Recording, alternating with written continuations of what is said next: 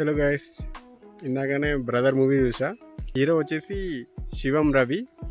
ఈయన మూవీస్ కొన్ని చూస్తే బాగానే ఉంటాయి, చూడొచ్చు. ఈ బ్రదర్ మూవీ స్టోరీకి వచ్చేసి బ్రదర్ అనేది ఒక సెంటిమెంట్ మూవీగా చూసుకున్నారు. ఫస్ట్ సిస్టర్ అండ్ బ్రదర్ యొక్క బాండింగ్ గురించి మూవీ తీద్దామని అనుకున్నారు వీళ్ళు, కానీ అది సక్సెస్ కాలేదని నాకైతే అనిపించింది.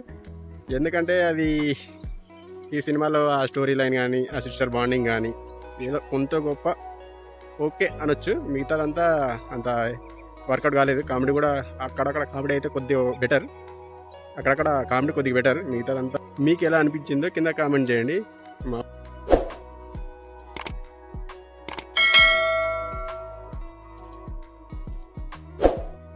కొంతమంది ఈ మధ్య వీడియోస్ కూడా చూస్తున్నా, రివ్యూస్ ప్రకారంగా అయితే చేస్తున్నారు, బాగానే చేస్తున్నారు. బట్ ఏం ఆ మూవీ చూస్తారో చూడకుండా చెప్తారు, నాకైతే అర్థమైతే లేదు. కానీ ఇష్టం వచ్చినట్టు ఇచ్చేస్తారు. అక్కడ ఒక బాగుందంటే బాగుంది, ఫెంటాస్టిక్ అంటారు.